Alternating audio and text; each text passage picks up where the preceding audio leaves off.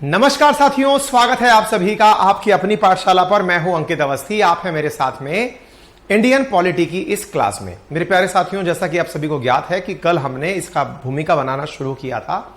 आज हम कुछ फीचर्स और संविधान सभा के गठन से संबंधित बातें आज के सेशन में करने वाले हैं। संभवतः आप सभी लोग स्वस्थ, तंदुरुस्त, दुरुस्त सब होंगे। तो आज के सेशन की हम लोग शुरुआत करते हैं।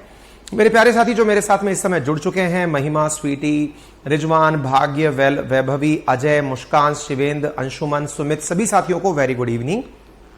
जैसा कि आप सभी जानते हैं कि क्लास में हमारा तरीका शुरुआत में 2-5 मिनट व्यवहारिक बातें करने का, फिर पढ़ने का और अंत में जाकर के फिर से आप कुछ दिक्कतें हो तो पूछने का।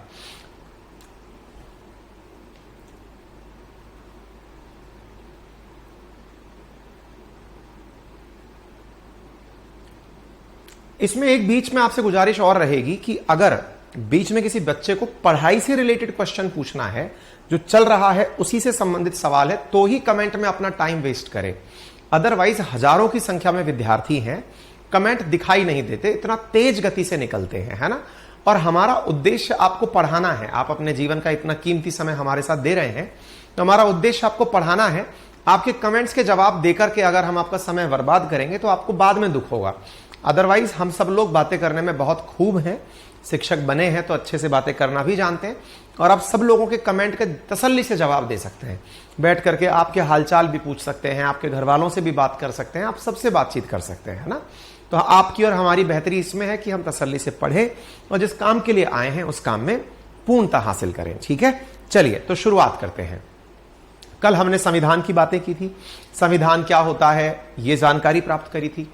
आज उससे आगे एक और चीज जान लेते हैं जिसकी चर्चाएं बार बार होंगी हमारे इस पूरे कार्यक्रम में, और वो है राज्य क्या है। क्योंकि आप सबने अब तक हमने कल कुछ किताबें बताई थी, संभवतः खरीदी होंगी, और नहीं खरीदी होंगी तो परेशान होने की आवश्यकता नहीं है, खरीद लीजिएगा, ठीक है। लेकिन अगर खरीदी नहीं है, अच्छा हाँ, एक चीज और मैं आपको बताना चाहूंगा कि यदि आप सब लोग कंफर्टेबल हों तो कल मैं आपकी क्लास दोपहर में लेना चाहूंगा, क्योंकि इवनिंग में मुझे कहीं आउट ऑफ स्टेशन जाना है और मेरी क्लासेस कल दोपहर में 12 बजे के अराउंड लेना चाहूंगा। इस पर भी आप अगर तैयार हो, क्योंकि इवनिंग में मेरा कल कोई काम है। अदरवाइज मैं रिकॉर्डेड क्लास डाल दूंगा, आप में से जिसको शाम को देखनी होगी वो शाम को देख लीजिएगा, है ना। तो अपन ऐसा कर लेंगे कि अराउंड 12 PM मिड नून मैं आपकी क्लास आयोजित करूंगा। तो आप सभी से निवेदन है समय निकालकर उस समय पहुंच जाएं, ठीक है। अच्छा, तो चलिए आगे बढ़ते हैं। तो हुआ ये कि हमने आपके सामने एक चर्चा करी कि कल संविधान क्या है। अब किताबों की चर्चा थी कि आपने कुछ किताबें ली होंगी। अगर आप भारत का बेयर एक्ट पढ़ते हैं, भारत का कानून पढ़ते हैं, तो उसमें बार बार एक शब्द आएगा, राज्य ऐसा ना करे, राज्य यूं करे, state shall do this, state shall not discriminate this. यानी सवाल में एक शब्द बार बार घूमेगा और वो शब्द होगा स्टेट। स्टेट के बारे में एक शब्द बार बार तैरता रहेगा, स्टेट स्टेट स्टेट। अपन भारत वाले, India is A union of state, हम लोग इतनी ही समझ रखते हैं। हमें लगता है कि भारत के अंदर जितने राज्य हैं उनकी बातें हो रही है। कुछ बुद्धिजीवी होते हैं, सवाल पूछ लेते हैं, सर यूटी की बातें क्यों नहीं हो रही है। तमाम चीजें चलती रहती हैं। लेकिन भारत के संविधान में जो स्टेट है उसकी व्याख्या हम आगे चल के करेंगे। लेकिन जिस आम बोलचाल की भाषा में जिसे देश माना गया है, जिसे कि सरकार माना गया है, जिसे राज्य माना गया है, पहले वो समझ लेते हैं। आम बोलचाल में क्या है पहले वो समझते हैं। जैसे उदाहरण के लिए आज भारत एक देश है, लेकिन राजस्थान एक देश नहीं है। वहीं आपको याद हो तो एक बाबा हैं जो भारत से निकलकर भगोड़े हैं, जिनके ऊपर हमने अंकित इंस्पायर इंडिया पे सेशन भी किया था, नित्यानंद बाबा। उन्होंने अपना ही एक देश बना लिया जिसका नाम रखा कैलाशा। तो इस तरह की सारी चीजें कि क्या कोई अपना देश अनाउंस कर सकता है? भाई स्वाभाविक सी बात है ना कि आपके मन में आया कि यार आज ये जो पूरा घर है ये मेरा अपना है, इसमें मैं अपनी सरकार चलाऊंगा और इसका नाम अपना देश बनूंगा। मेरा नाम आज से प्रधानमंत्री ऑफ मेरे घर का नाम, मैं इस घर का प्रधानमंत्री हूं। मैंने अपनी वाइफ को राष्ट्रपति बना दिया, हमारे घर के जो बच्चे हैं उनको कोई मंत्री पद पकड़ा दिया कि चलो भाई सरकार अपनी है। क्या ऐसे चलता है देश? तो ये असल में है क्या सरकार? इसको थोड़ा सा समझने का प्रयास करते हैं, क्योंकि आप और हम तो आज एक डेमोक्रेटिक कंट्री के अंदर हैं।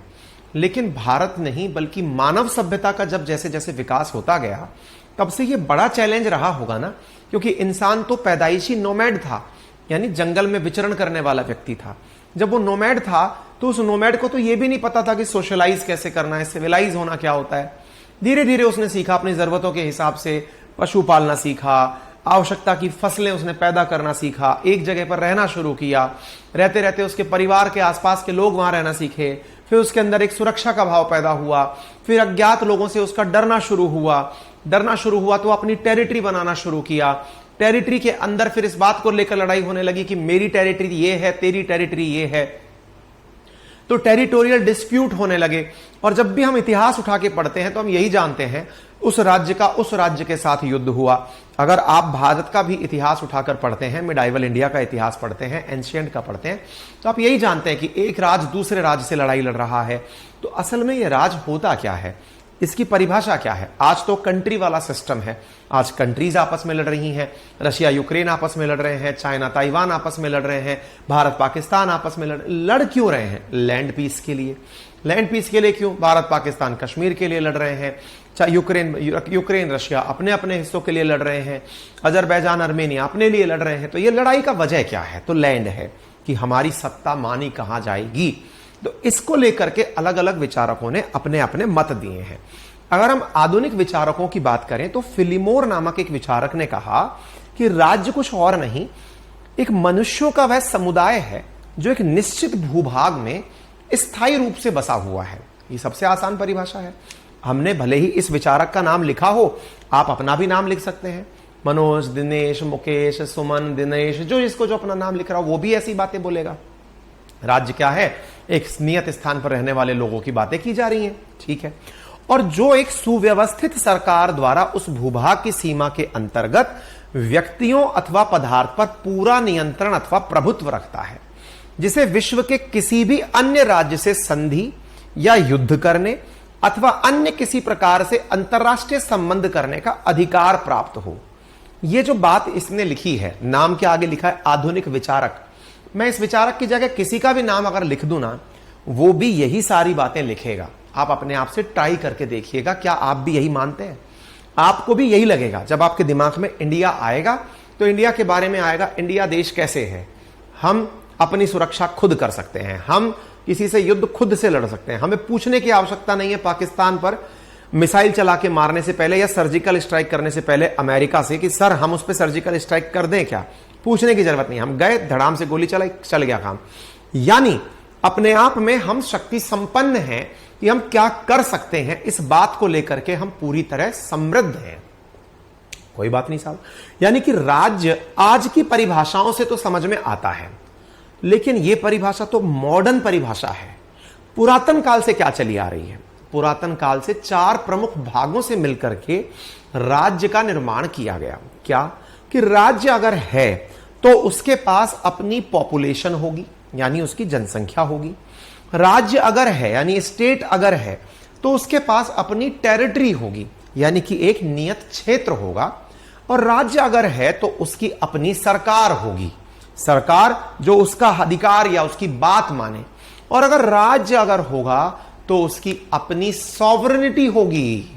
यह बड़ा खेला है साहब, सरकार वर्सेस सॉवरेनिटी।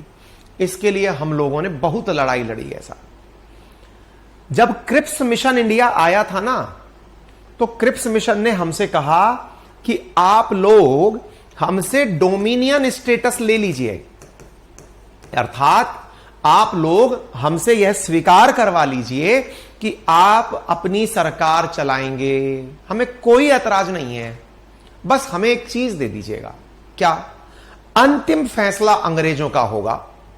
भारत ने कहा अब भी निकल लो, भारत छोड़ो आंदोलन, निकलो अभी की अभी, यहीं से खत्म हो जाओ, यहीं से चले जाओ, ठीक है। अच्छा, अब देखिए कितना भी समझाइश की, उसके बावजूद भी मेरे कई प्यारे साथी कमेंट बॉक्स में चुप नहीं बैठ सकते। मनप्रीत लिख रहे हैं कि सर मेरा सपना था आपसे पढ़ूं, आपने मेरा सपना पूरा कर दिया। एक तो तारीफ करने भाई साहब आए। और एक बालक लिखे कि सर एक सब्जेक्ट का नोट्स 500 रुपए, 4 का 2000 में दे दीजिए। ये भाई साहब भी आए। सब तरह का व्यापार सिखाने के लिए लोग भी कमेंट बॉक्स में चल रहे हैं। मनीष ने लिखा thank you so much sir for the level of content, we are lucky having. देखिए मैं आप सभी से अत्यधिक प्रेम करता हूं। आप सबने अपना प्रेम मुझे भेंट स्वरूप जो राशि चढ़ाई है ना, उससे मैं स्वीकार कर चुका हूं। आप सबने मुझे अथाह विश्वास, अथाह प्यार सब दिया है। लेकिन आपको पता है अंत में आप मुझसे प्यार कब करेंगे? जब मैं आपका सिलेबस कंप्लीट कराऊंगा, जब मैंने जो प्रॉमिस किया है वो डिलीवर करूंगा।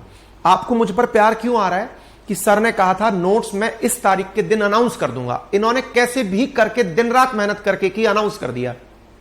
इसलिए आपको मेरे प्रति एक सम्मान का भाव आ रहा है कि यह व्यक्ति सही है।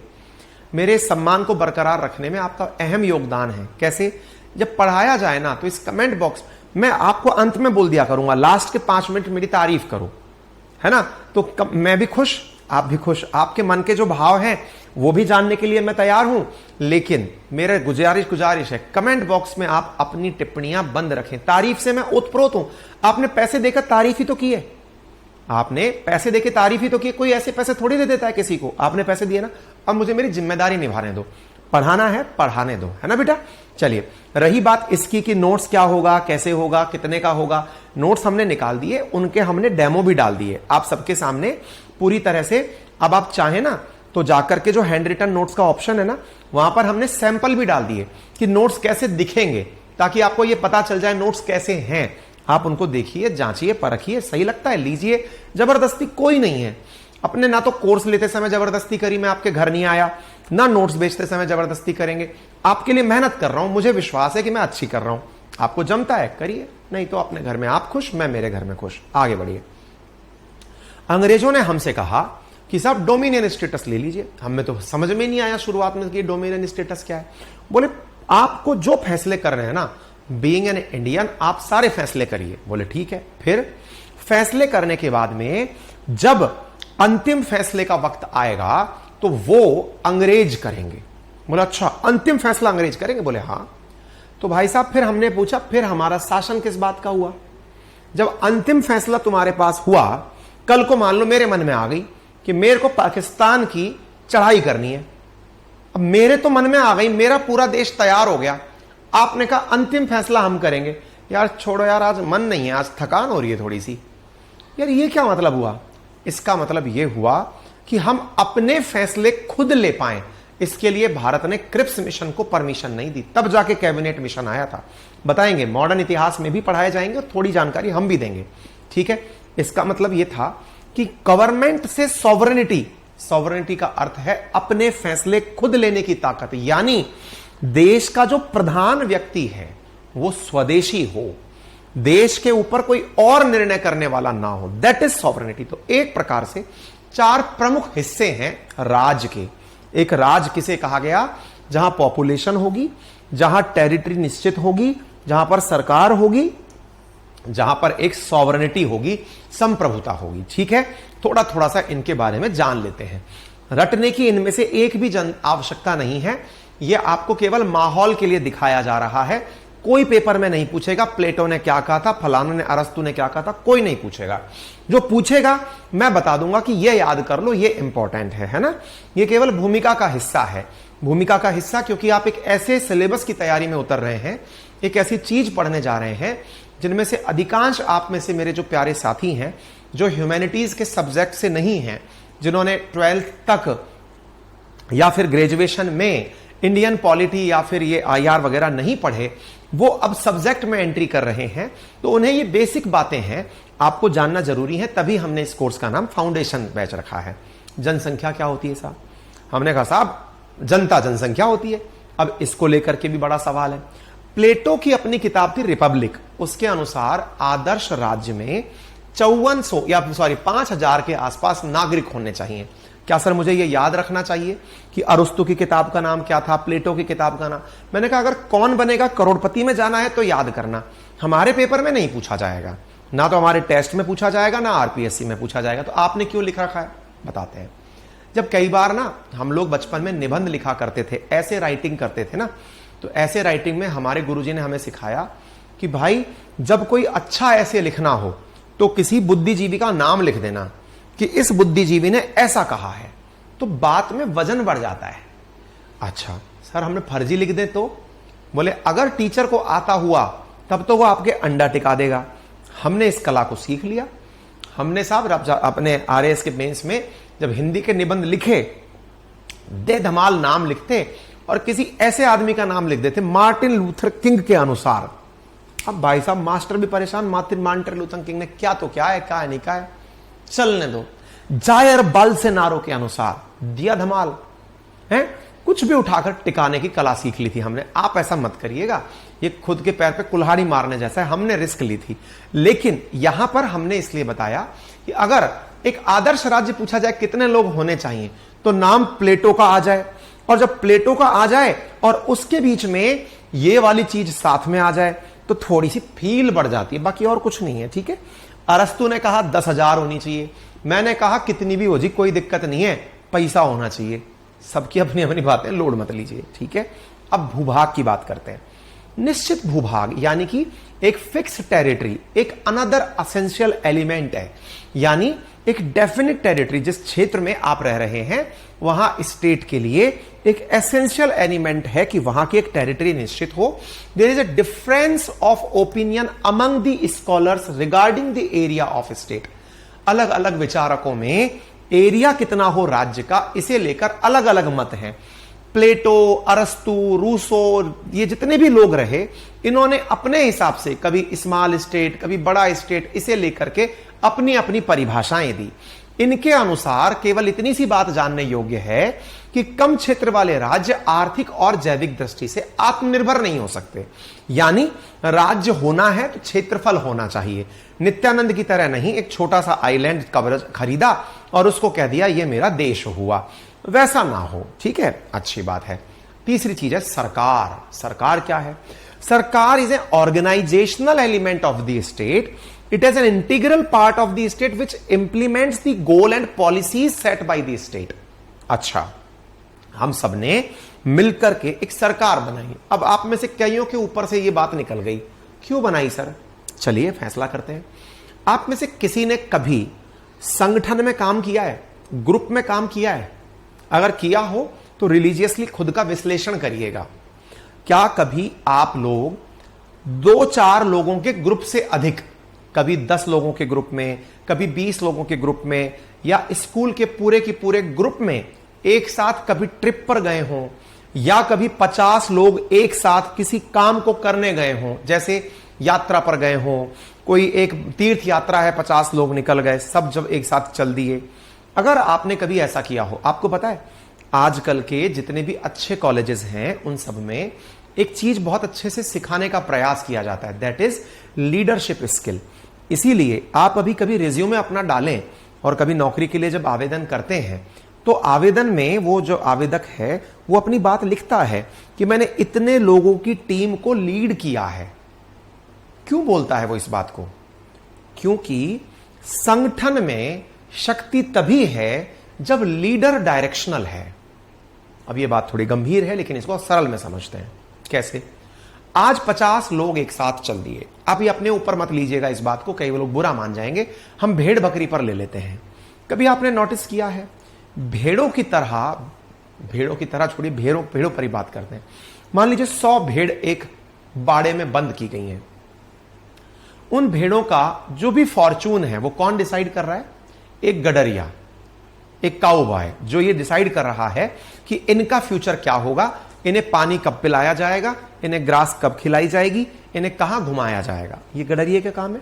अच्छा, आप क्या अपने आप को ऐसा ही मानना चाहते हैं कि मान लीजिए कि मैं जयपुर शहर में रहता हूं, इसकी एक फिक्स टेरिटरी है, देखिए जनसंख्या हो गई लगभग 20-30 लाख लोग रहते होंगे, एक फिक्स एरिया हो गया 50-100 किलोमीटर का, हम लोग भी हैं, एक प्रॉपर क्षेत्र भी है, उसके अंदर बहुत सारे लोग भी हैं, हमने ये सब चीजें मान ली। ओके, अब हम बाहर बैठकर इंतजार कर रहे हैं, एक जना आएगा। मान लीजिए हमने अपने सीएम का इंतजार किया, सीएम साहब आए, सीएम साहब आके कहे हाँ भाई सुनो बारिश आ गई है, साइड में खड़े हो जाओ, उधर जाओ, यहां से पानी निकलेगा। आपकी भीड़ इकट्ठा हुई, एक साथ जाके यहां खड़ी हो गई। ओके, फिर सीएम साहब आए, अरे खाना खाने का टाइम हो गया है, चलो खाना लगा दिया है, जाके खाना खा लो। आप गए, खाना खा लिए। एक दिन सीएम साहब को दूसरी जगह काम आ गया, सीएम साहब दूसरी जगह चले गए। जयपुर की जगह उदयपुर चले गए। हम लोग अपने बाड़े में मैं करते करते रह गए। क्या हम इंसान हैं या जानवर हैं? इंसान है सर, इज्जत दीजिए हमें। हमने कहा चलिए तो इज्जत देते हैं।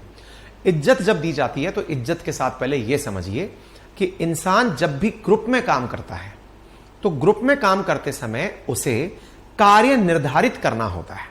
उदाहरण के लिए, जब भी कभी आप 50 लोगों का संगठन स्कूल लेवल पर लेके गए हो या कभी अकेले में गए हो, मतलब कि आप अपने लोकल लोगों का ग्रुप बनाकर गए हो, तो ऐसी स्थिति में आपने भाई कुछ बुद्धिजीवी आ गए हैं, जैसे आशीष कुमार प्रवचन लिख रहे हैं, सब कुछ खोकर किसी ने कुछ पाया है तो वो अच्छी बात है। हाँ, ये अच्छी बातें लिख रहे हैं, मत लिखिए, ठीक है? ठीक है, आइए आगे बढ़िए। तो कहने का अर्थ क्या निकला कि भाई अगर मान लीजिए एक पूरा ग्रुप बैठा हुआ है, आप लोगों ने डिसाइड किया कि सुनो ये तुम्हारा काम है। क्या काम है तुम्हारा? बोले यार तुम ना यहां पर ध्यान रखना कि कोई दूर बाहर का आदमी ना आ जाए। एक को आपने सुरक्षा संभला दी कि बाहर का कोई और नहीं आ जाए, ये ध्यान रखना, ठीक है? एक से कहा कि सुनो भैया तुम ये ध्यान रखना कि आपस में ये जो छोटे छोटे बच्चे हैं ना, ये लड़ाई ना लड़ लें, है ना? ये बच्चे हैं, झगड़ा कर सकते हैं, ध्यान रखना। ये अपने ग्रुप के अंदर 50 की 50 लोग हैं, ये तो बाहर का कोई अंदर ना आ जाए, कोई पता चले चैन छीनने वाला आ गया, कोई बैग छीनने वाला आ गया, ऐसे ही करते हैं अपन। फिर यार ये ध्यान रखना ये 50 लोगों का ग्रुप है, आपस में नहीं झगड़ा कर लें। एक अंदर का ध्यान रखने वाला हो गया। बाहर से ध्यान रखने वाला देश का रक्षा मंत्री, अंदर से ध्यान रखने वाला देश का गृह मंत्री। गृह मंत्री के पास देश की पुलिस है, रक्षा मंत्री के पास देश की सेनाएं हैं, वो बाहर से कोई नहीं आ जाए इसका ध्यान रख रहा है। ओके, एक से कहा कि सुनो भैया तुम ना ये जो अपन सब लोग चल रहे हैं घूमने, बोले हाँ। अपन सबको चलना है आगे, बोले हाँ। तो एक काम करो भैया, अपन सब लोग पैसे उगा रहे हैं, कितने कितने पैसे उगा रहे हैं? 100 रुपए उगा लो, 50 लोग हैं अपन। बोले ठीक है, ये 5000 रुपए तुम रखो अपने पास, और जब जरूरत पड़े तो पूरा हिसाब रखना अपने पास, खर्चा करना है? किसी को पता चल सकता है, किसी को पानी पीना पड़ जाए, किसी को चिप्स कुरकुरे खाने पड़ गए, कुछ तो कर सकता है ना कोई। सुनो ये तुम्हारे पास रखो। बोले ठीक है साहब। देश का अर्थ मंत्री यानी कि वित्त मंत्री, धन रखो अपने पास। बोले हाँ सर ये भी सही है। अच्छा सर 50 लोगों में पता चल रहा है, कोई वहां से चिल्ला रहा और सुन रहे भाई सुन इधर आ। फिर बीच में पैंचे पैंचे पैंचे पैंचे चल रही है। आपने कहा सुनो तुम्हें अगर कोई बात कहनी है इस व्यक्ति से कहना, इसके पास में स्पीकर है, ये बोलेगा उस तक आवाज पहुंच जाएगी, इसके पास फोन है, इसके पास वॉकी टॉकी है, ये बोलकर उस तक पहुंचा देगा, इसको बोलना। संचार मंत्री, कितना आसान हो गया काम। सर लेकिन एक बात बताऊं मैं आपको। बोले हाँ सर वो कौन है जो कह रहा है इन सब से तू ये कर लेना, तू ये कर लेना, तू ये कर लेना? प्रधानमंत्री। अच्छा पर सर एक बात बताओ, ये तो मुझे गडरिये लग रहे हैं। मैं भाई तेरे को गडरिये क्यों लग रहे हैं? सर भेड़ों पे एक गडरिया था, यहां पर 5 गडरिये बिठा दिया आपने। ये रक्षा मंत्री ओ बाहर से कोई भीड़ नहीं आ जाए, ये गृह मंत्री ओ सुन भाई आपस में नहीं लग रहे, सर पैसे इकट्ठा कर ले, ये सबका ध्यान रखना है, उसको बोलना। सर ये गडरिया ही तो है, आम आदमी तो बेचारा पिस रहा है, वो देख रहा है यूं यूं, उसका तो ध्यान ही नहीं है। वो तो बेचारा आपने एक गडरिये की जगह 5 गडरिये बिठा दिए, एक चीफ हो गया। बहुत सही बात, बहुत सही बात, सही पकड़ गए यार, ये तो सारे गडरिये हैं। सर मैं आपको एक बात बताऊं? मैंने कहा हाँ। सर अंग्रेज भी तो ऐसे ही करते थे हमारे साथ, अंग्रेजों ने भी हमारे यहां सारे मंत्री रखे हुए थे, सारी फोर्स थी, सब कुछ था, खुद के लोग रखते थे, वो सबके काम बटे हुए थे। तुम डिफेंस का काम संभालोगे, तुम फलाने का काम संभालोगे, सबके मंत्री थे उनके पास, तो फिर मर कहां गए हम? अब मैंने कहा यार ये बात तो तुमने सही पकड़ ली यार। मतलब मैंने यहां 50 लोग रखे थे, 50 लोगों पर फैसले खुद से ही ले रहा था मैं तो। क्या कि भाई तू ये करेगा, तू ये करेगा, तू ये करेगा, जनता से नहीं पूछा गया था, इन 50 लोगों से नहीं पूछा गया था कि भाई ये बताओ तुम्हारे हिसाब से कौन व्यक्ति अपना रक्षा मंत्री हो, कौन व्यक्ति अपना गृह मंत्री हो, कौन अपना प्रधानमंत्री हो, ये नहीं पूछा गया था। अब बात समझ में आई सर? मतलब अगर किसी ने ऊपर से थोप दिया, अरे तो देश की आजादी का मतलब क्या था? कुछ भी नहीं बदला। इंडिया वैसा ही है। मतलब हम बदल थोड़ी गए कि आजादी से पहले तो हमारे 4 टांग होती थी, अब 2 टांग पे आ गए हम। या आजादी से पहले तो भाई साहब हम थोड़े से ऐसे दिखते थे, अब तो हम एकदम ऋतिक रोशन बन के घूम रहे हैं सब लोग। ऐसा नहीं है, ऐसे ही थे हम, पहले भी ऐसे ही थे, अब भी ऐसे ही हैं। आजादी का मतलब क्या था? ये जो ऊपर से थोपने वाले लोग थे ना, इनकी जगह अब हम खुद फैसले लेते हैं। एडल्ट सेफ्रोनेज के माध्यम से, वयस्क मताधिकार के माध्यम से हम डिसीजन लेते हैं। हमारा नेता कैसा हो ये हम डिसाइड करते हैं। अर्थात ये जो 50 लोगों की भेड़ बकरियों जैसी भीड़ है ना, इसको लाइटली मत लेना जनाब। इसी को जनता कहा गया है, इसी जनता का, इसके ही द्वारा, ये किसी के द्वारा नहीं, अपने द्वारा जनता के लिए शासन करती है। आप ये मत समझ लेना इन 50 में से ही डिसीजन लिया जाता है, इन 50 में से डिसीजन लिया जाता है। 50 लोग आपस में डिसीजन लेते हैं क्या? कि हमारा नेता कैसा हो, फलाने जैसा हो। जनता का, जनता के द्वारा, यानी जनता ने अपना नेता चुना, जनता ने वोट दिया, अपने लिए चुना। अरे इसीलिए तो लोकतंत्र में चुनाव का महत्व है। अजी सत्ता के 3 प्रमुख प्रकार हैं जो अपन लोग जानते हैं आम बोलचाल की भाषा में। एक लोकतांत्रिक व्यवस्था जिसमें जनता का, जनता के द्वारा, जनता के लिए शासन होता है। एक तरीका राजतंत्रात्मक शासन व्यवस्था होती है जिसमें राजा का बेटा राजा बनता है, ऊपर से थोपा जाता है, जनता जनता ही रहती है। और एक तानाशाही का शासन आता लोकतांत्रिक तरीके से है या जबरन है, लेकिन वो प्रिटेंड ये करता है कि अब मेरा ही राज रहेगा। समझ गए? तो कहने का अर्थ समझिए कि यहां पर भाई करवा देंगे ऋतिक, अभी भैया पहले हमारा ये काम होने दो, करवा देंगे। तुम्हारे 4 सब्जेक्ट भी करवा देंगे, 4 subject history, polity, geography, economy, 4 subject के नोट्स का भी ऑप्शन दे देंगे, कर देंगे। अभी पहले ये होने दो, 28 तारीख तक हमारा ये पहाड़ जैसा काम निपटने दो, फिर ये भी काम करवा देंगे। ठीक है? क्या आप मेरी बात समझ पा रहे हैं? हमारा नेता कैसा हो? अंकित सर जैसा हो। हाँ बहुत सही। पुतिन जैसा हो, सबने अपने अपने नेता चुन लिए ना। हाँ मोदी जी जैसा हो, बिल्कुल सही, राहुल गांधी जी जैसा हो, सब हो। ठीक है, बहुत बढ़िया। कुल मिलाकर आपको एक बात समझ में आई, राज्य क्या है, राज्य के अंदर सरकार क्या है। सरकार राज्य का संगठनात्मक तत्व है। It's an organisational element, it is an integral part of the state. क्या है ये? It is an integral part of state which implements the goal and policies set by the state। क्या आप मेरी बात समझ पा रहे हैं? खुद से नीति निर्माण करता है राज्य, खुद के लिए नीतियां बनाता है राज्य। आप में से कई लोग खोपड़ी खुजालते हुए कहेंगे हमने तो कभी नीति नहीं बनाई, हमने कौन सी नीति बना ली, हमको तो कुछ भी नहीं पता, हमें कब पता क्या हो गया। अरे भाई साहब, भारत सरकार जब भी कोई पॉलिसी आती है ना, उसको ओपन डोमेन में डालती है। मैंने कई बार पढ़ाया है, इस नीति पर ओपन चर्चा मांगी गई है, सरकार ने तब तक जनता के कमेंट मांगे हैं, पॉलिसीज में आप लोगों के फीडबैक मांगे जाते हैं। शिक्षा नीति ना जाने कितने लोगों के बीच से होकर गुजरी, तब जाकर शिक्षा नीति का अनाउंसमेंट हुआ। नीतियां जनता के द्वारा, जनता के लिए बनाई जाती हैं। अब वो बात दूसरी है कि आप लोगों से हर बात पर पूछा जाए या 5 साल में एक बार पूछा जाए। इसीलिए 5 साल में एक बार पूछने वाली जो परंपरा है अपने यहां पर, जिसमें अप्रत्यक्ष परंपरा है कि सरकार पहले ही बता देती है मैनिफेस्टो में कि सुनो भाई, ये 5 काम मुझे करने 5 साल में, चाहो तो बना दो मेरे को प्रधानमंत्री। बोले सर रोज नहीं पूछोगे? बोले रोज नहीं पूछेंगे। स्विट्जरलैंड में क्या है, वो तो कुछ भी करने जाएंगे, बताओ भाई यहां पर ड्रेनेज सिस्टम बना दें, बोले बना दो, करो वोटिंग इसके ऊपर, कर लिया साहब। प्लेबिसाइट कर दो इस बात के ऊपर, रेफरेंडम कर दो, पूछो इस पे, बताओ क्या चाहिए, डायरेक्ट वोट, चलो बताओ क्या करना चाहिए। छोटी जगह पर वो लागू होता है, अपनी जगह जनसंख्या ज्यादा है, इसलिए हमने अप्रत्यक्ष डेमोक्रेसी अपना रखी है, यानी कि हम लोग वो तरीके अपनाते हैं जिससे कि एक ही बार में फैसले किए जा सके। ठीक है, ज्यादा दिमाग पे जोर मत डालो, आगे और क्लियर हो जाएगा, आसान भाषा में समझ। फिर है संप्रभुता। अब ये क्या है सर? मैंने कहा ना, अगर मैं आपके ऊपर थोप देता किसी को तब तो आप गुलाम होते। अरे हम पहले गुलाम ही तो थे। अब क्या है? संप्रभुता वो है कि जो अन्य समुदायों से आपको अलग करती है, अर्थात आप अपनी आज्ञा का पालन कराते हैं, दूसरे से पूरी तरह मुक्त रहते हैं। मतलब you are free from external control, आप अपने निर्णय खुद लेते हैं। इस प्रकार से एक देश बनता है। ये जो राज्य शब्द है ना, ये वर्तमान परिप्रेक्ष्य में एक देश के लिए कहा गया है। सर मुझे ये याद करना है क्या? तो फिर पढ़ाया क्यों? टाइम पास करने के लिए।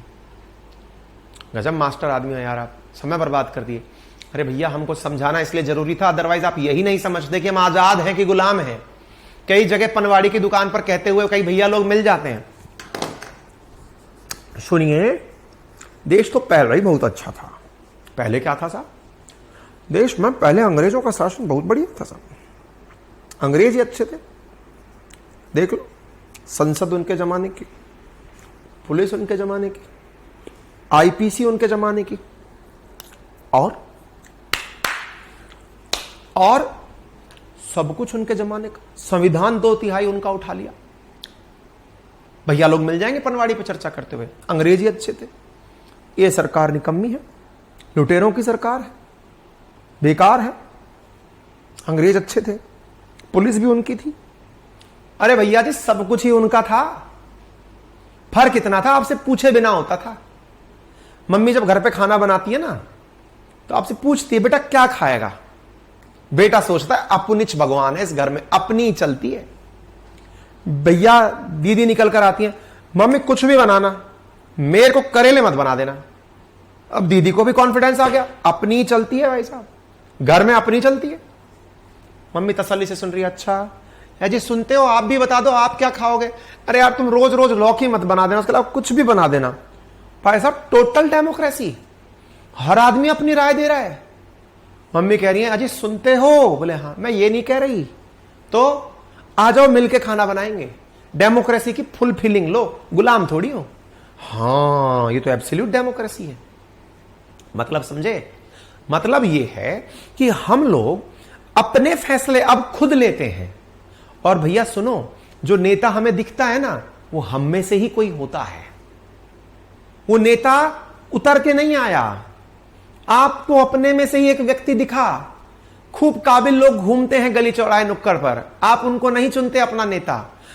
पिक्चर से दिमाग में बैठ चुका है, नेता तो वही होगा जो फॉर्च्यूनर में चलेगा, 4 गाड़ी आगे 4 पीछे चलेगा, 2-4 केस लगा होगा, तब जाके नेता किसी इज्जत से दिखती है। एक बेचारा व्यक्ति आए पढ़ा लिखा, सूटेड बूटेड पैंट शर्ट पहन करके, मैं आपका नेता बनना चाहता हूं। सर सुनिए, हमें आपका ना ये सामान नहीं खरीदना है, कृपया अगले घर बेचिए। समझ रहे हैं आप? अपने देश में जो मानसिकता है ना नेता की, हमने एक इमेज बनाई नेता कैसा हो। इसलिए कई नए भैया लोग जो नए नेता बनते हैं, गली चौराहे पर जो पोस्टर टकवाते हैं, अपना कुर्ता पजामा पहन के, हाथ खिंचवा करके, आपका भावी प्रत्याशी, आपका भविष्य में ही निर्धारित। भैया लोगों को पता है इनको दिमाग में नेता कैसा दिख। अब तो अपने नेता की भी पिक्चर हो गई ना दिमाग में, कुर्ता पजामा पहना होगा, सफेद कपड़ा पहना होगा। एक नेता जिसे सफेद कपड़ा कतई पसंद नहीं है, फिर भी पहनना पड़ेगा, लोग मानेंगे नहीं कि हम नेता हैं भाई, सफेद कपड़ा पहनना पड़ेगा। ये क्या है? तो ये हमने डिसाइड किया है। हम अंग्रेजों से बेहतर हैं या बुरे हैं? पहले डिसाइड करिए कि खुद आप अच्छे हैं कि बुरे हैं।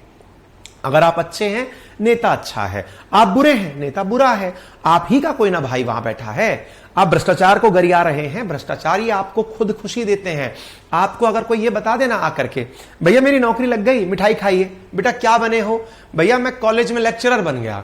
गुड, सुनो एक काम करना इस बार। बोले बताओ। इस बार ना आरएएस की वैकेंसी निकलेगी, पेपर देना, बन जाओगे, एसडीएम बन जाओगे तुम। भैया मेरी ना 6500 पे ग्रेड है, मेरी तनख्वाह जो है ना एसडीएम से ऊपर है भैया। अच्छा फिर भी यार एसडीएम होता है यार, एसडीएम बन जाओ यार। ठीक है भैया, पर भैया क्यों? अरे बात ही अलग है यार। बोल भैया बात, मतलब मैं समझना चाह रहा हूं भैया, बात अलग क्या है? अरे समझो यार।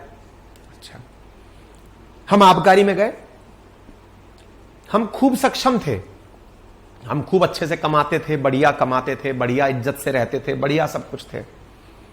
हमें इतनी तारीफ और हमें इतनी प्रशंसा और हमें इतना सम्मान कभी नहीं मिला जितना हमें आबकारी में जाने पर मिला। तारीफें हो रही हैं, अरे सर क्या बात कर रहे हो, कुबेर के खजाने में जाके बैठ गए हो।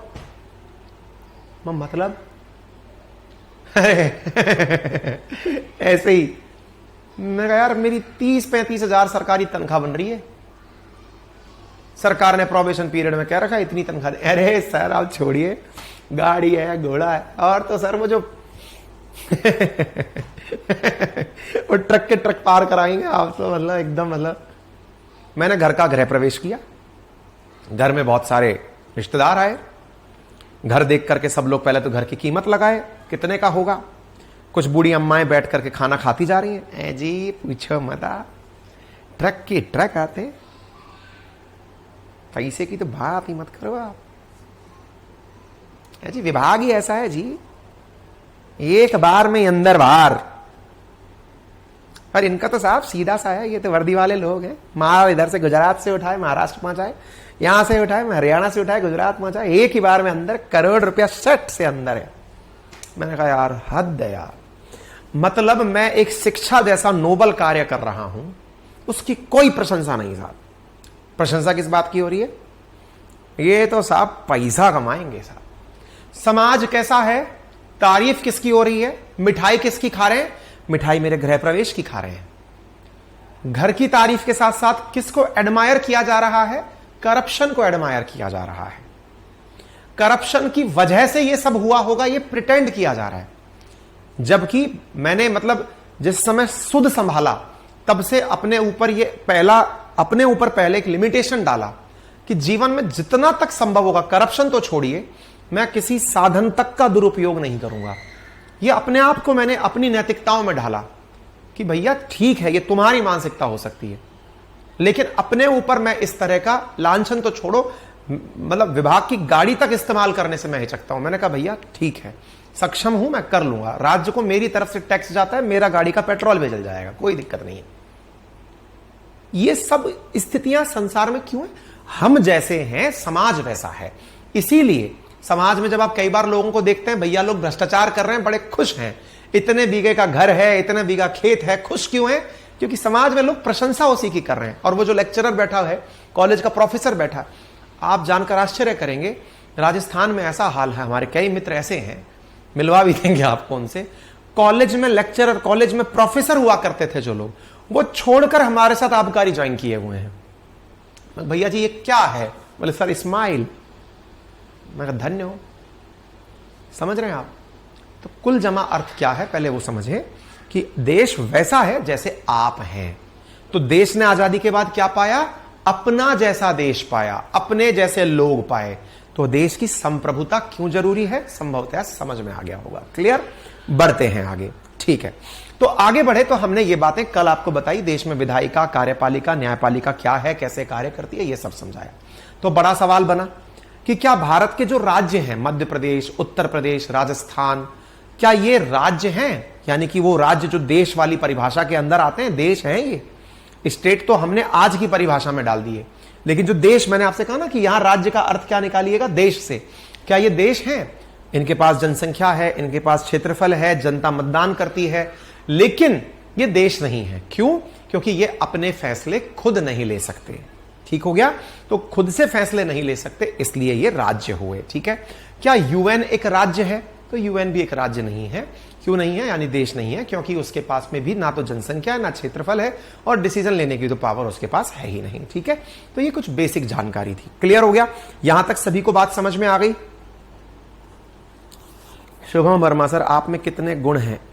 आप में पूछ रहे हो कि ऐप में पूछ रहे हो? हैं? क्लियर हो गया? कुछ बात समझ में आ रही है?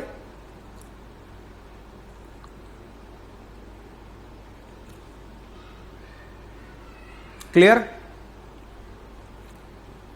आपकी क्लास मुझे बहुत सही समझ आती है। सर मेरे पास अभी पैसा नहीं है, नोट्स बाद में ले सकते हैं क्या? हंसराज, बिल्कुल कभी भी ले सकते हो, कोई दिक्कत नहीं है।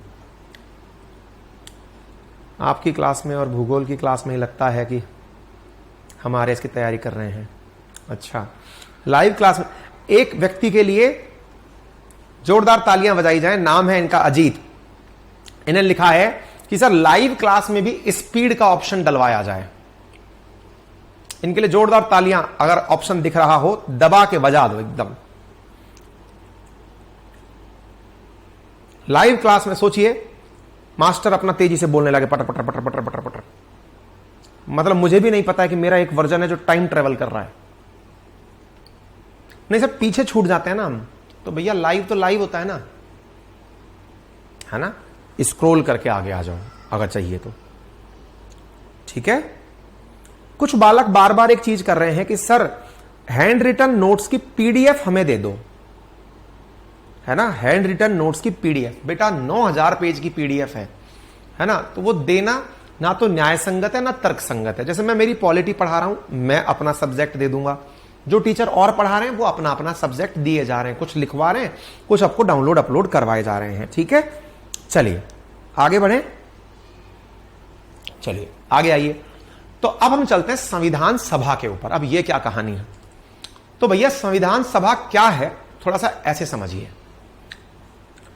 अब हमने 50 लोगों का एक झुंड बनाया था, देश बनाया था कि भाई ये 50 लोग हैं और ये अपने फैसले खुद करेंगे। हमने तो ये कर लिया था भाई खुद के फैसले खुद करो। ठीक है साहब, 50 लोग अपने फैसले करने के लिए तैयार। 50 लोग खुद के फैसले करेंगे, अपनी जनता सरकार बनाएंगे, सब कुछ करेंगे। लेकिन कुछ गड़बड़ हो गई।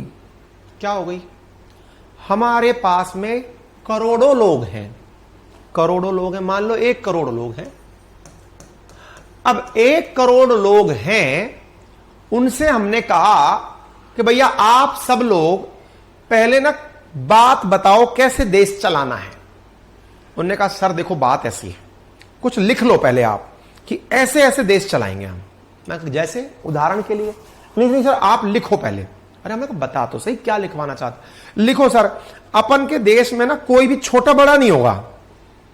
ले भाई लिख लिया, कोई छोटा बड़ा नहीं, कोई ऊंचा नीचा नहीं। दूसरा पॉइंट लिखिए सर। हमने कहा बोलो तो सही, कोई छुआछूत नहीं करेगा। हाँ नहीं करेंगे यार। सर खुल के बोलने की आजादी होगी। हमने बोले जा तू फटाफट। सर बच्चों को शिक्षा का अधिकार होगा। हमने कहा चलते बस फटाफट बोल। सर धार्मिक स्वतंत्रता का अधिकार होगा। सर सबकी शादी का अधिकार होगा। अरे हमने रुक जा, सबकी शादी का क्या कुछ लिखाया जा रहा है। नहीं नहीं सर लिखो, सबको एक बढ़िया बियर बार में एंट्री मिलेगी, सबको महीने की एक दारू फ्री मिलेगी, सबको एक विदेश यात्रा फ्री। पागल हो गया है क्या, रुक जा, बकवास किया जा रहा है, रुक जा एक बार। चल क्या रहा है ये। सर आप इन्हें कहा था अपनी फरमाइश लिखवाओ, फरमाइशी संगीत चल रहा है कि ये मिलेगा वो मिलेगा वो मिलेगा। बोले सर फिर। मैंने कहा बेटा पहले अपने आप को देखो, अपने आसपास देखो और अपने देश को देखो, इसके पास संसाधन देखो कि इसके पास क्या है। कहते हैं बेटा चद्दर देख के पैर पसारने चाहिए, पैर पसार के चद्दर की तलाश पूंजीपति लोग करते हैं। अपन को क्या करना है, पहले चद्दर देखनी है फिर पैर पसारने हैं। ओके, तो इसका मतलब बेटा ये जो तू अलादीन के जिन्न के वो घिसने के लिए वो तू बताता जा रहा है ना तेरी तरफ से विश लिस्ट, इसको रोक जरा, साइड में बिठा इसको। और बेटा फिर ना बैठकर तसल्ली से सोच क्या क्या है तेरे पास। हाँ सर आपने सही कहा, मेरी शादी तो आप कैसे ही कराओगे, सबकी शादी कैसे हो जाएगी, देश में तो जेंडर गैप है। मैंने कहा हाँ तो ये तो नहीं हो सकता ना। क्या ये ऐसे भी है सर जो शादी नहीं करना चाहते। हाँ समझ गया ना, इसका मतलब सबकी शादी नहीं कराई जा सकती है ना। हाँ इसका मतलब ये कानूनी रूप से कंपलसरी नहीं किया जा सकता ना। बोले नहीं किया जा सकता सर। मैं वेरी गुड। मैं कहा इसको काट दे, इसको नहीं लिखना है, अपनी अलादीन की विश लिस्ट में से हटा दे, जिसको करना है करेगा, नहीं करना है नहीं करेगा। Okay okay. और बता क्या चाहिए। सर सबको विदेश यात्रा की फरमाइश है सर। बेटा अपनी पहले चादर देखो, देखो जरा रोकड़ा कितना है जेब में, और बाहर का खर्चा मालूम करो जेब में है। बोले सर ये देश को पता होगा। बेटा देश भी तो आपसे मिलके बनाए ना, आपकी जेब में नहीं है तो देश की जेब में भी नहीं है। बोले हाँ तो बेटा ऐसी बात भी मत लिखो इसमें, काटो इसको। ओके सर बियर बार पे 1 बियर फ्री। बेटे खाने का संकट है, जौ कहां से आएगी, दाने खाने के लिए भोजन नहीं है, काटो इसको काटो। और फिर व्यसन से इंसान मरता है, ये नहीं करना है ना, छोड़ो हटाओ। Okay sir. क्या सर आप एकदम बेकार आदमी है। मैं कहा नहीं बेटा, पढ़ो लिखो, पैसे कमाओ, देश में उन्नति होती चली जाएगी, चीजें दिलाते चले जाएंगे। बड़ा दिलाओगे बेटा। अपन का देश जब बना था ना, तब शिक्षा का अधिकार मूल अधिकार नहीं था। मतलब बेटा तब शिक्षा मिलनी चाहिए, यह नीति निदेशक तत्व था। राज्य ने लिख लिया था अपने लिए कि हम अपने देश के लोगों को शिक्षा दिलाने का प्रयास करेंगे। लेकिन बाद में जब समझ में आया कि संसाधन हमारे पास हो गए हैं, सबको एजुकेशन हम दिला सकते हैं, उस समय हमने बेटा नीति निदेशक तत्व से निकालकर शिक्षा के अधिकार को मूल अधिकार बना दिया। आर्टिकल 21A में डाल दिया। अब वो मूल अधिकार है। अगर किसी को शिक्षा नहीं मिले तो वो सुप्रीम कोर्ट जा सकता है कि मेरी तो पढ़ाई नहीं हो रही है। समझ में आया? अच्छा, इसका मतलब यह हुआ कि अपनी वर्तमान स्थिति को देखकर भविष्य के लिए हमें बातें लिखनी है। मैंने कहा बहुत बढ़िया, लेकिन सर मेरे मन में आ रही है, बहुत तेज आ रही है मेरे मन में, मैं बात लिखवाना चाहता हूं, मेरे मन में बहुत सारी बातें आ रही हैं सर, मैं क्या करूं? मैं कहा बेटा अगेन 1 करोड़ हैं आप, किसको तो बोलोगे, कौन सुनेगा, कौन लाइन में लगेगा? एक काम करते हैं, तुम 1 करोड़ में से ना समझदार सा आदमी एक निकाल के बाहर दे दो। कैसे निकाल दें हम अपने में से बाहर? कोई है ही नहीं हम में से समझदार, मुझसे समझदार तो कोई है ही नहीं, कैसे निकाल दूं मैं बाहर? मैं कहा एग्जैक्टली, इसलिए बेटा इलेक्शन करते हैं अपन। क्या करते हैं? इलेक्शन करते हैं। इलेक्शन बोले तो चुनाव करते। तुम 10,000 लोग एक साथ रहो, डिसाइड करो तुम में से कौन बुद्धिमान, कौन काबिल। तुम्हें लगता है तुम काबिल, खड़े हो जाओ, जनता को सोचने दो।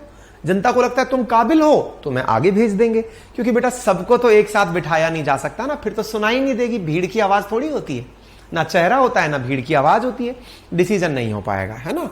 तो एक काम करते हैं, तुम 1 करोड़ सब लोग जो हो, ये बैठ करके पहले अपने में से लोग निकालो कि ये इतने लोग होंगे, ये हमारा भविष्य डिसाइड करेंगे। कर लोगे? हाँ सर बात तो सही कह रहे हो, चीज तो है। हमने कहा वेरी गुड, और अगर चीज है तो क्या करना है अपन को बताओ फटाक से। बोले सर बताओ क्या करना है। हमने कहा जो ये 1 करोड़ लोग हैं ना, पहले चुनाव करेंगे, और चुनाव करके अपन में से लोग निकालेंगे, और लोग निकालकर एक समूह में भेजेंगे, और वो समूह क्या करेगा? देश कैसे चले इसका निर्णय करेगा।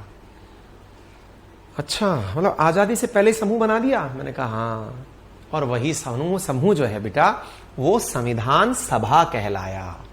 तो जिसने संविधान बनाया वो जनता तो थी, लेकिन उस जनता में से चुनकर आए हुए लोग थे जिन्होंने संविधान बनाया था।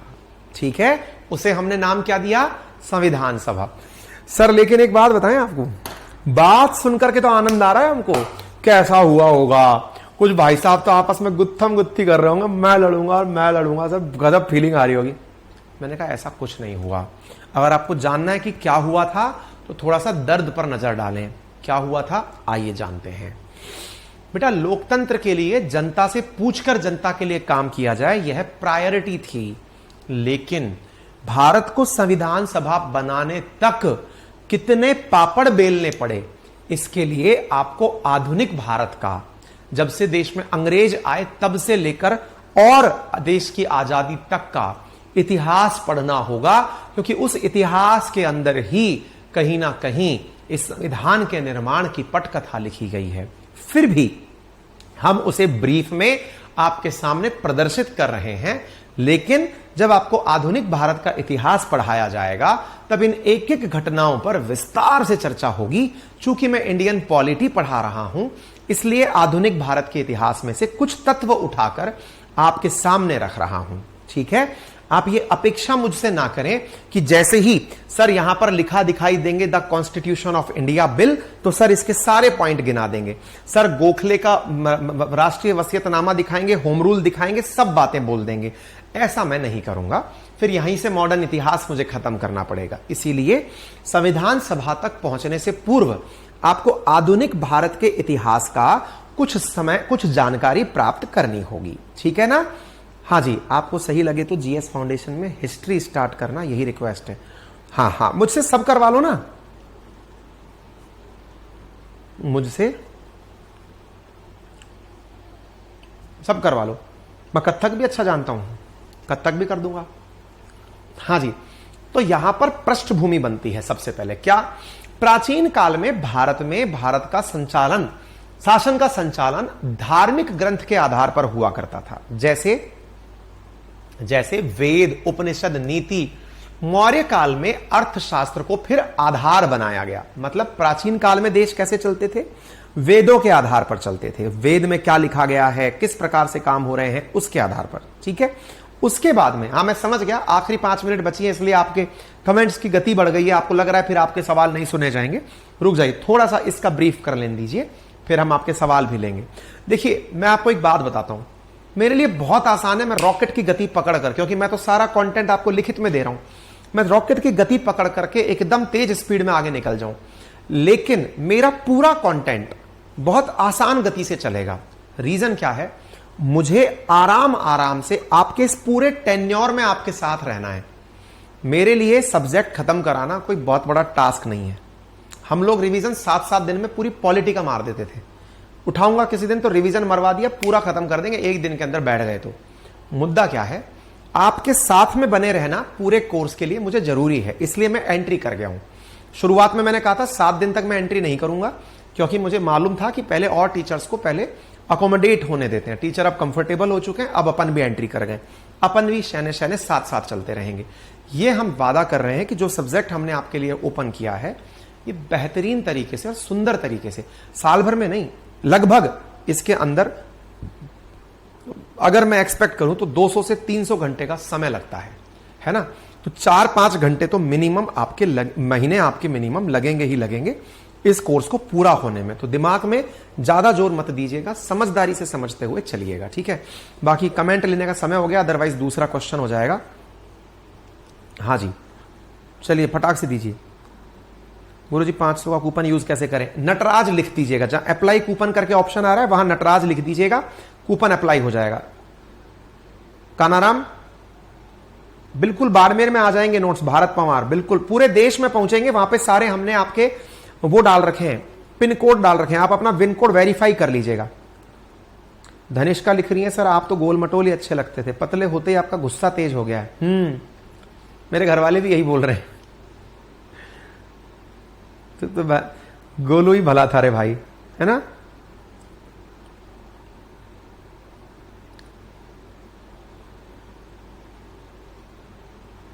हाँ, अभी मीणा सभी कुछ क्लियर हो जाएगा, आप लोड मत लीजिए, चलने दीजिए।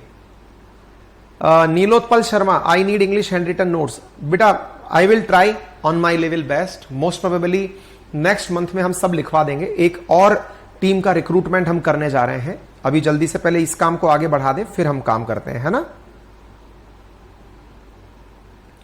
राघव सर बैकग्राउंड चेंज कर लीजिए, आंखों में पेन हो रहा है प्लीज। बिल्कुल बेटा, मैं आपकी सहूलियत के लिए काला कपड़ा पहन के आया हूं, काला बैकग्राउंड कर रखा है, व्हाइट उसकी रोशनी, अपनी रोशनी कम कर लीजिए बेटा ना। मोबाइल का जो वो है ना आपका ब्राइटनेस है, उसे थोड़ा सा कम कर लीजिए। हाँ, जिनको भी नोट्स लेना है चले जाओ ना, वही अपने एप्लीकेशन पे हैंड रिटन नोट्स का ऑप्शन है, वहां जाकर देख लो जैसा मिल रहा है। ठीक है, क्लियर? हाँ, और मैं तारीफ करवाना भूल गया, जिन्हें तारीफ करनी है तारीफ भी कर लो, क्योंकि फिर यह रह जाएगा सर तारीफ का समय ही नहीं दिया आपने, आप अच्छे हैं, आप कहना ही भूल गए। कर लो फटाफट, मैं तारीफ सुनने के लिए खड़ा हूं। एसडीएम की ड्रेस क्या होती है? जो उसके मन में आती है।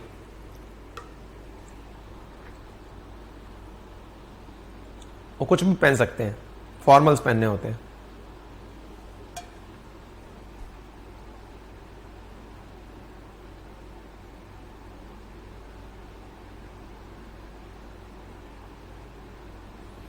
हर्षित सिंह चौहान, सर आपके साथ साथ पूरे भैया दीदी भाई बहनों को नोट्स बनाने के लिए धन्यवाद देना चाहता हूं। धन्यवाद मेरे भाई, धन्यवाद। उर्मिला, सर पूरे दिन क्लास देखने से सर में दर्द रहता है, कुछ उपाय बताएं।